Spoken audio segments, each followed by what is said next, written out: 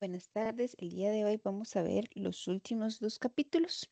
El primero es el potencial eléctrico, entonces vamos a ir viendo de forma resumida. Em, ok, la energía potencial eléctrica, entonces el trabajo efectuado por una partícula que se mueve desde un punto a un punto B, ¿verdad? Efectuado por una fuerza, se calcula de esta forma, ¿verdad? Entonces el trabajo realizado por una fuerza básicamente es F punto dl o F coseno de phi dl, donde dl es el desplazamiento infinitesimal a lo largo de la trayectoria de la partícula, phi es el ángulo entre la fuerza y este desplazamiento infinitesimal. El trabajo se puede expresar en términos de la energía potencial, es decir, que el trabajo efectuado es una fuerza conservativa y se puede calcular como como la energía potencial en A menos la energía potencial en B, lo cual se traduce como menos el cambio de la energía potencial o negativo del cambio en energía potencial. Si el trabajo es positivo, quiere decir que la energía potencial en A es mayor que en B, y si el trabajo potencial es negativo, si el trabajo es negativo, quiere decir que eh, si el delta U es negativo, entonces disminuye también lo que es la energía potencial.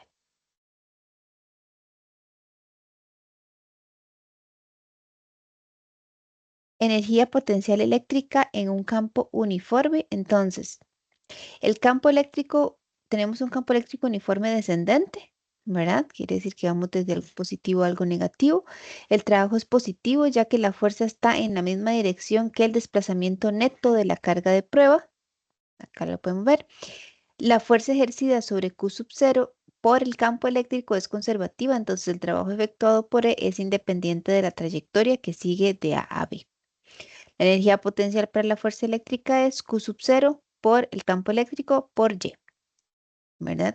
Y la carga se mueve entre dos alturas. Cuando la carga se mueve entre dos alturas, entonces el trabajo lo podemos calcular en términos de la energía potencial o bien la carga puntual, el campo eléctrico y estas distancias por donde se mueve la carga. Entonces, la energía potencial eléctrica en un campo uniforme, vean que, por ejemplo, dice que si la carga es positiva y se desplaza en la misma dirección del campo eléctrico, entonces el campo realiza un trabajo positivo sobre la carga y la energía potencial disminuye. Si la carga Q sub 0 más bien es negativa y se desplaza en dirección contraria al campo eléctrico, entonces el trabajo es negativo y la energía potencial aumenta. Si la carga es negativa y se desplaza en la dirección opuesta al campo eléctrico, entonces el trabajo es positivo. El campo realiza un trabajo positivo sobre la carga y la energía potencial disminuye. Y por último, si la carga positiva se desplaza en la dirección opuesta, ¿verdad? Del campo eléctrico, entonces el campo realiza un trabajo negativo sobre la carga y la energía potencial aumenta. Energía potencial de dos cargas puntuales. La fuerza sobre Q sub 0 está dada por la ley de Coulomb, ¿verdad? Ya se la conocen. La fuerza no es constante durante el desplazamiento y se debe integrar, ¿verdad? Para calcular el trabajo. Si A y B no están en la misma línea radial, entonces quiere decir que existe un ángulo y la integral sería esta.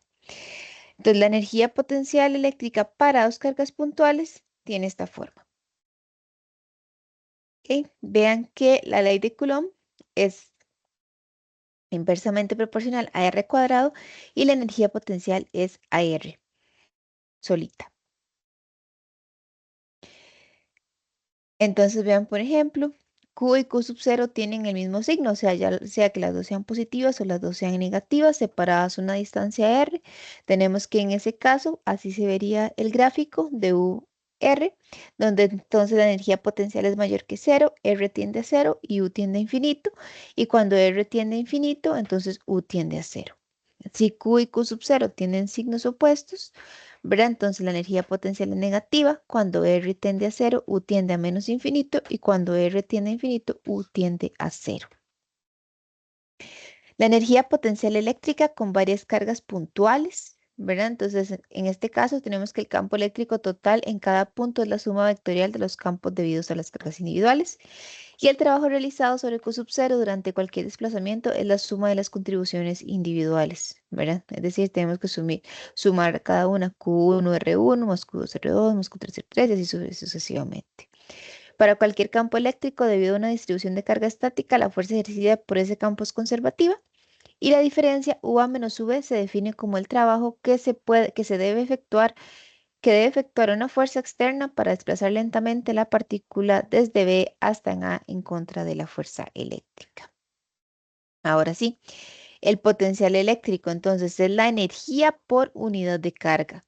El campo eléctrico se puede determinar a partir del potencial eléctrico y el potencial V se define en cualquier punto del campo eléctrico como la energía potencial U por unidad de carga asociada con una carga de prueba Q sub 0, ¿verdad? Entonces, así es como definimos el potencial eléctrico.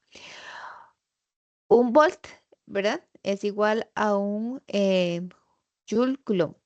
Tanto la energía potencial como las cargas son escalares, ¿verdad? Es decir, no tienen una dirección asociada. VA menos VB se llama potencial de A con respecto a B. VAB en V es igual al trabajo en joules realizado por la fuerza eléctrica cuando una unidad de carga, ¿verdad? De un coulomb se desplaza de A a B. Entonces, ¿cómo calculamos el potencial eléctrico? Entonces, el potencial eléctrico V va a ser igual a 1 sobre 4 pi epsilon sub 0 QR. Si Q es positiva, el potencial que produce es positivo en todos los puntos. Si Q es negativa, se produce entonces un potencial negativo. El potencial debido a un conjunto de cargas puntuales, ¿verdad? Y el potencial eléctrico debido a un conjunto de cargas puntuales es la suma escalar de los potenciales debidos a las cargas. El potencial para una distribución continua de carga tiene esta forma de acá. La obtención del potencial eléctrico a partir del campo eléctrico, esta sería la forma, ¿verdad? La diferencia de potencial es independiente de la trayectoria seguida. Si la integral es positiva, el campo eléctrico efectúa un trabajo positivo sobre una carga de prueba positiva conforme ésta se desplaza. En este caso, la energía potencial disminuye a medida que la carga se desplaza, por lo que el potencial eléctrico también lo hace. ¿Verdad? Entonces, por ejemplo, acá si tengo una carga puntual positiva, el potencial eléctrico aumenta conforme nos acercamos a la carga y disminuye conforme nos alejamos de la carga.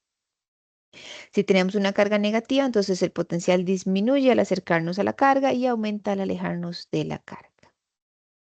Superficies equipotenciales. ¿Qué es una superficie equipotencial? Es una superficie tridimensional sobre la que el potencial eléctrico es el mismo en todos los puntos, ¿verdad? Por eso se llama equipotencial. Si la carga Q sub 0 se desplaza de un punto a otro, sobre la superficie, la energía potencial eléctrica Q0 por V permanece constante. Las superficies equipotenciales de distintos potenciales nunca se tocan o intersecan. Entonces, superficies equipotenciales y líneas de campo. Como la energía potencial no cambia a medida que una carga de prueba se mueve sobre una superficie equipotencial, el campo eléctrico no realiza trabajo sobre esta. Las líneas de campo y las superficies equipotenciales siempre son perpendiculares entre sí. ¿Verdad? Entonces, por ejemplo, lo celeste son secciones transversales de las superficies equipotenciales y las rosaditas, ¿verdad? Son las líneas de campo eléctrico. Equipotenciales y conductores. Cuando todas las cargas están en reposo, la superficie de un conductor siempre es una superficie equipotencial. Cuando todas las cargas están en reposo, el campo eléctrico justo afuera del conductor debe ser perpendicular a la superficie en el punto.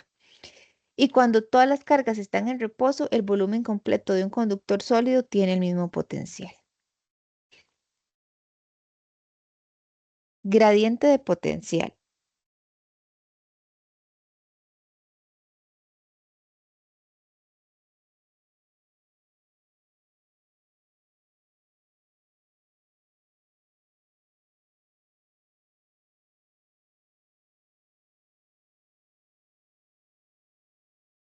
Entonces, las componentes del campo eléctrico obtenidas a partir del potencial, ¿verdad? Vea que es una derivada parcial con respecto a X, con respecto a Y y con respecto a Z.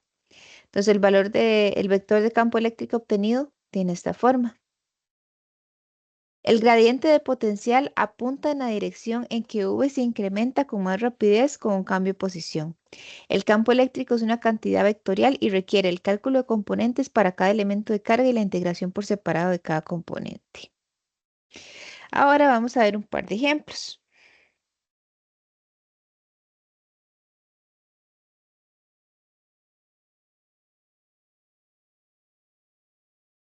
Una carga puntual Q1 de 2,40 microcoulombs se mantiene estacionaria en el origen. Una segunda carga puntual Q2 de menos 4,30 coulombs se mueve en el punto X 0,150 metros y Y0 al punto X 0,250 metros, Y,250 metros. ¿Cuánto trabajo realiza la fuerza eléctrica sobre Q2? Entonces, básicamente tenemos una carga Q1, ¿verdad? Que tiene este valor y una carga Q2 que va desde este punto, ¿verdad? A este punto. ¿Ok? Entonces nos están preguntando el trabajo sobre Q2. Entonces el trabajo sobre Q2 sería el cambio de energía potencial de A menos V. Sabemos que la energía potencial es 1 sobre 4 pi epsilon sub 0, ¿verdad? Q1 por Q2 sobre R para las dos cargas puntuales. Entonces, RA, ya RA es 150 metros, ¿verdad? Que es la distancia original de acá a acá, ¿verdad? Pero RB, ¿verdad? Sería RB, lo que hay que hacer más bien es aplicar Pitágoras, porque vean que para averiguar RB, lo que tenemos que averiguar es la hipotenusa, ¿ok? Para saber cuál es la distancia de este Q1 a la segunda posición de la carga, ¿verdad? Entonces lo que tenemos que averiguar es esta hipotenusa. El problema nos dice que luego se mueve hasta 0,250 metros, ¿verdad? Es decir, que yo conozco, ¿verdad? La distancia de acá a acá, que es el nuevo X que nos da el problema, y la distancia de acá a acá, que es el nuevo Y que nos da el problema, ¿verdad? Que es 0,250 y 0,250. Entonces ya con eso yo puedo averiguar la hipotenusa, que es RB. Entonces simplemente es la raíz cuadrada, ¿verdad? De los dos, del cuadrado de los dos catetos. 0,250 metros al cuadrado más 0,250 metros al cuadrado. Con eso ya tengo RA y RB. Ahora lo que tengo que hacer es básicamente calcular esta ecuacioncita, ¿verdad? Para RA y RB. Entonces, para RA sería 1 sobre 4 pi epsilon sub 0 por Q1 por Q2 por 0,150 metros. ¿Ok? Porque esta primera, ¿verdad? Vean que está en Y0 y X 0,150. Entonces, la posición es simplemente esta. Aquí, ¿verdad? Horizontal. Y aquí obtengo UA. Para V, entonces es lo mismo, pero con el radio B, es decir, la hipotenusa de mi triángulo rectángulo. Y meto todos los valores y obtengo menos 0,2623 joules. Entonces, el trabajo, ¿verdad? Si yo hago el cálculo UA menos V, me da menos 0,356 joules. Entonces, la fuerza de atracción sobre Q2 es hacia el origen. Entonces, esto hace un trabajo negativo sobre Q2 cuando Q2 se aleja, ¿verdad? Porque vean que Q2 es negativo y Q1 es positivo. Entonces siempre va a haber una fuerza de atracción entre ellas. Entonces, como existe esta fuerza de atracción, ¿verdad? Que hace que ellas se quieran juntar, entonces realiza un trabajo negativo sobre Q2 cuando Q2 se aleja de la carga Q. Vamos a ver otro más. Este dice, una carga puntual Q1 de 4 nanocoulomb está situada en el origen y una segunda carga puntual Q2 es de menos 3 nanocoulomb y está en el eje X, en X igual a 20 centímetros. Una tercera carga puntual de 2,1 nanocoulomb se coloca en el eje X entre Q1 y Q2. Considera la energía potencial de las tres cargas igual a cero cuando estén separadas por una distancia infinita. ¿Cuál es la energía potencial del sistema de las tres cargas si Q3 se coloca en X más 10 centímetros? ¿Dónde debería situarse Q3 para que la energía potencial del sistema sea igual a cero? Entonces tenemos tres cargas, ¿verdad? Más o menos así es mi diagrama. Q3 sabemos que se ubica a 10 centímetros.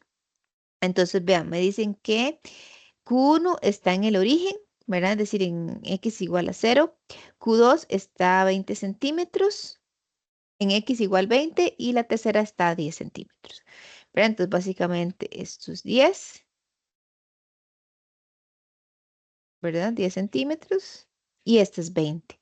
Entonces quiere decir que la distancia de Q1 a Q2 son 20 centímetros y la distancia de Q1 a Q3 son 10 centímetros y la distancia de Q3 a Q2 son 10 centímetros. ¿Ok? Entonces lo que tengo que hacer es aplicar mi ecuación de potencial, ¿verdad? Para todas estas cargas y que cómo se calculaba cuando teníamos varias cargas puntales, pues bueno, se tenían que sumar ellas. Entonces tenemos K, ¿verdad? Que es el mismo 4pi epsilon sub 0 y sería Q1 por Q2 R12 más Q1 por Q3 R13 más Q2 por Q3 R23. Entonces se hace cada uno de ellos, ¿verdad? Y calculamos la energía potencial, ¿verdad? Esa energía potencial nos va a dar menos 3.6 por 10 a la menos 7 joules. Ahora nos dice cuál debe ser la posición de Q3 para que U sea igual a 0. Entonces, básicamente es la misma ecuación anterior, pero vamos a decir que U va a ser igual a 0, ¿verdad? Y me dicen que cuál sería la ubicación de Q3. Entonces, R12 sigue siendo esta distancia, que es 20 centímetros, pero ahora ya no sabemos cuál es la ubicación con respecto a 3. Entonces, por ejemplo, voy a decir que esta distancia de acá a acá va a ser X, ¿ok? Que sería R de 1, 2. Ahora R de 1, 2 va a ser X. R de 1, 3, perdón, va a ser X. Y si R de 1, 3 es igual a X, quiere decir que R de 2, 3, ¿verdad? Es igual a R de 1, 2, es decir, a toda esta distancia de acá a acá menos X. Es decir, R de 1, 2 menos X. Y eso me daría este pedacito de acá, entonces sería R de 1, 2 menos X. Ok, entonces, una vez que yo tengo eso, lo que tengo que hacer es, aquí tengo mi ecuación, ¿verdad? 0 es igual a K por Q1 más Q2 más Q1 por Q3. Entonces tengo esto de acá. ¿Ok? Entonces, lo que yo hago es que meto los valores, ¿verdad? Entonces voy a meter los valores, es decir, Q1, bueno, acá sería, ¿verdad? Acá tengo que distribuirla acá.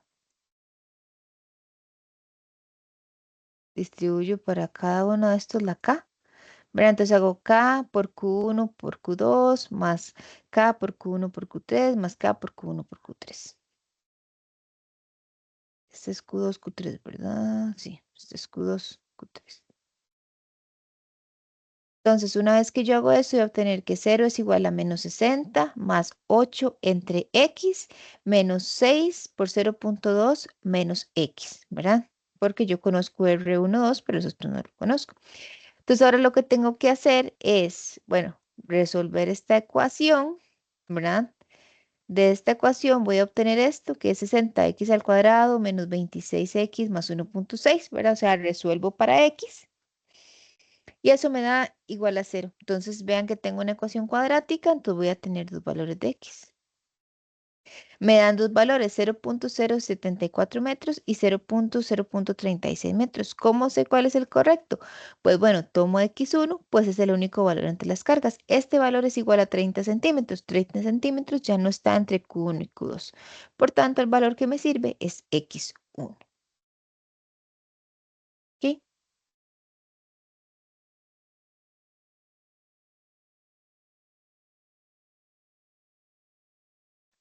Y ahora vamos a ver el último capítulo, que es el capítulo 24, que es el de capacitancia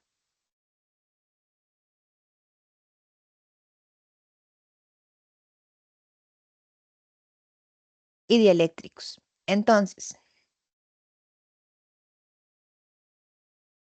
¿Qué es un capacitor? Es un dispositivo que almacena energía potencial eléctrica y carga eléctrica. Para hacer un capacitor basta con aislar dos conductores uno del otro. Para almacenar energía hay que transferir carga de un conductor a otro, uno con carga positiva y otro con carga negativa. Y la carga neta en el capacitor es cero. Cuando se dice que un capacitor tiene una carga Q, significa que el conductor con el potencial más elevado tiene carga más Q y el conductor con el potencial más bajo tiene carga menos Q. Y hay formas de representar. Entonces, estas son formas de representar capacitores. ¿Ok? La capacitancia de un capacitor se representa como magnitud de la carga en cada conductor entre la diferencia de potencial entre los conductores. Las unidades son Faraday.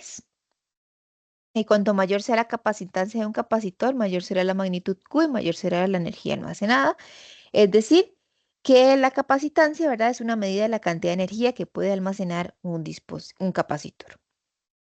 Entonces, el cálculo de la capacitancia, básicamente tenemos dos capacitores en vacío, dos placas, uno con carga positiva y otro con carga negativa, ¿verdad? Entonces, es el tipo más sencillo de capacitor que existe en dos placas conductorias paralelas. Cuando hay carga, E está localizado casi por completo en la región entre las placas. El campo es uniforme, el capacitor de placas son placas paralelas, la capacitancia depende de la geometría del capacitor, esto es muy importante, y es proporcional al área e inversamente proporcional a su separación, ¿verdad? Entonces, es epsilon sub 0, la constante eléctrica, por A, el área de cada placa, y D, la distancia entre las placas. Hay dos formas de acomodar los capacitores, uno es en serie y otro en paralelo. Entonces, los capacitores en serie, la carga total en la placa inferior C1 y la placa superior C2 en conjunto deben ser siempre igual a cero.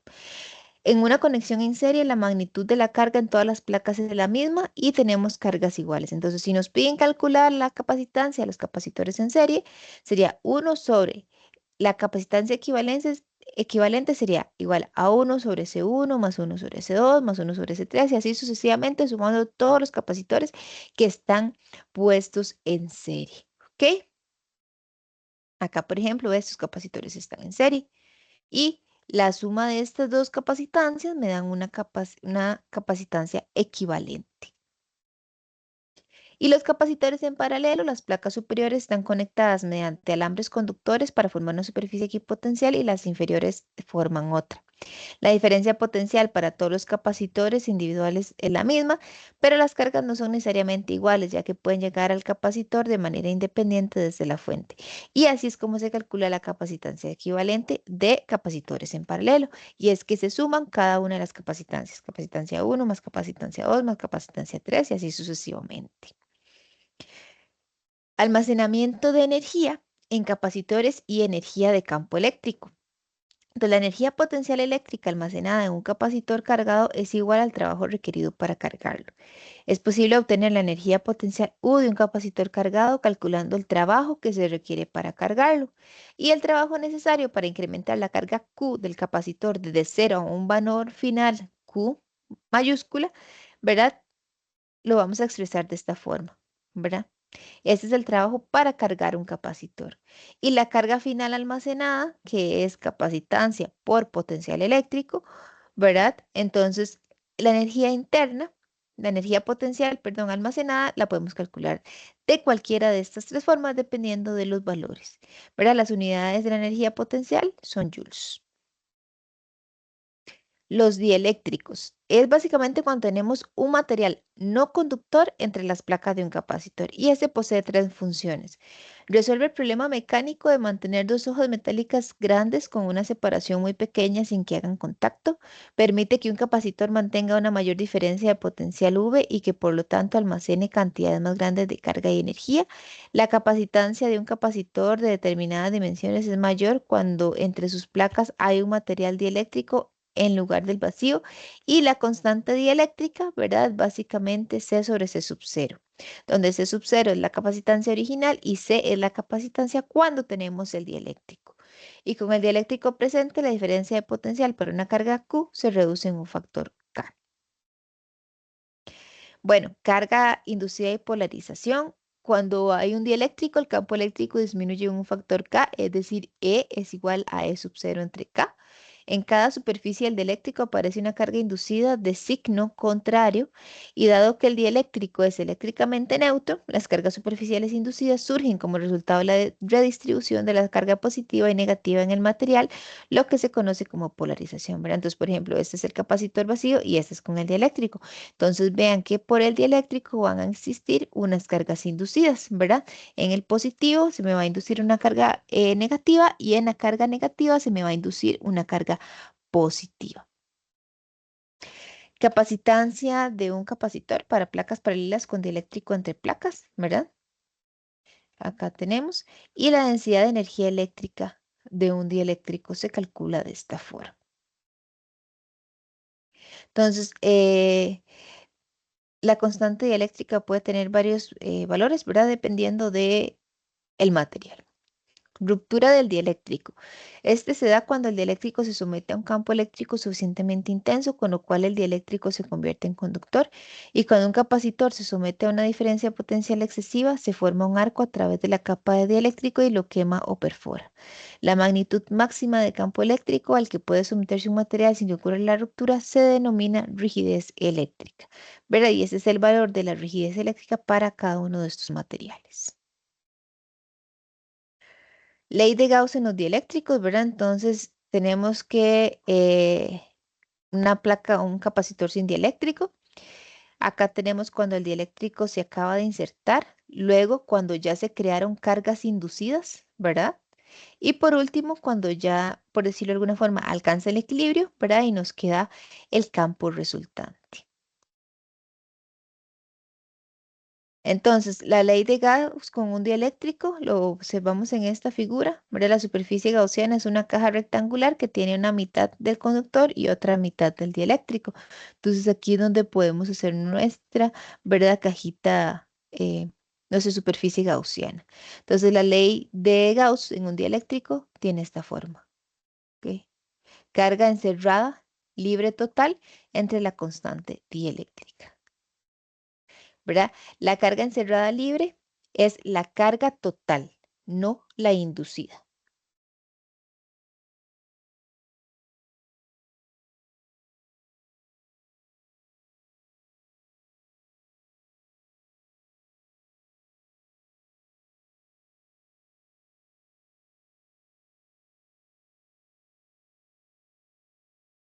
Entonces, dice que las placas de un capacitor, ¿verdad? De placas paralelas están separadas 3,28 milímetros y cada una tiene un área de 9,82 centímetros cuadrados. Cada placa tiene una carga de magnitud igual a 4,35 por 10 a la sala menos 8 coulombs y las placas están en el vacío. ¿Cuál es la capacitancia? ¿Cuál es la diferencia potencial entre las placas? ¿Y cuál es la magnitud del campo eléctrico?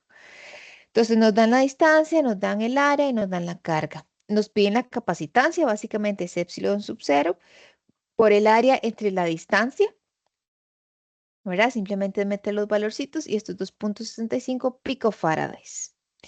La diferencia potencial entre las placas nada más es Q entre C, ¿verdad? Entonces la carga la conozco y la capacitancia ya la acabo de calcular y esto es 16,4, ¿verdad?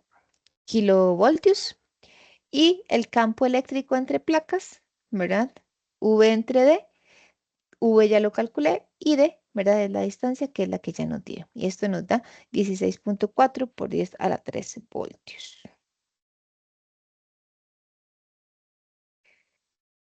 Y por último, tenemos este sistema que observan acá, que es un sistema de capacitores, y nos dicen para el sistema de capacitores que se ilustra en la figura, se mantiene una diferencia potencial de 25 voltios a través de A a B. ¿Cuál es la capacitancia equivalente del sistema entre A y B? ¿Cuánta carga se almacena en el sistema y cuánta carga almacena el capacitor de 6,5 nanofarads? ¿Cuál es la diferencia potencial a través del capacitor de 7,5 nanofarads? Entonces, lo primero que nos piden es la capacitancia equivalente entre A y B. Entonces, entre A y B tenemos tres capacitores que están en series. ¿Ok? Y esta combinación es en paralelo con las otras dos. Entonces, tenemos estos en serie y están en paralelo además con estos dos. Entonces, lo primero que vamos a hacer es calcular la capacitancia equivalente de los capacitores en serie y una vez que tenemos un solo capacitor acá, entonces podemos calcular la capacitancia equivalente de los tres resultantes en paralelo. ¿verdad? Entonces tenemos 1 entre la capacitancia equivalente de 1 sobre C1, 18 nanofarads, más 1 entre C2, 30 nanofarads, más 1 entre 10 nanofarads, ¿verdad? Que es este valor de acá. 18, 30 y 10. ¿Ok? Y eso nos da 17 entre 90 nanofarads. Con lo que se obtiene, ahora vea que es 1 sobre la capacitancia equivalente, por tanto, la capacitancia equivalente tenemos que darle vuelta a esto, serían 90 entre 17 nanofarads, 5.29 nanofarads. Entonces ahora nuestro sistema se ve así, ¿verdad? 7.5, 6.5 y el que acabamos de averiguar, 5.29 nanofarads. Entonces ya ahora tenemos solamente 3 capacitores en paralelo. Entonces ya podemos hacer simplemente la suma de los tres. 7.5 más 5.29 más 6.5 y nos da 19.3 nanofarads. Luego nos preguntan la carga que se almacena, básicamente es capacitancia equivalente por el voltaje. La equivalente ya la calculamos, 19.3 nanofarads por el voltaje que ya no nos da, o el potencial, ¿verdad? 25 voltios. Y eso nos da 482 nanocoulombs. Luego nos preguntan la carga que se almacena en el capacitor de 6.5 nanofarads. El potencial sobre el capacitor en paralelo es de 25 voltios. El problema no nos da. Y eso sería todo, ¿verdad? Entonces, ya con esto se finaliza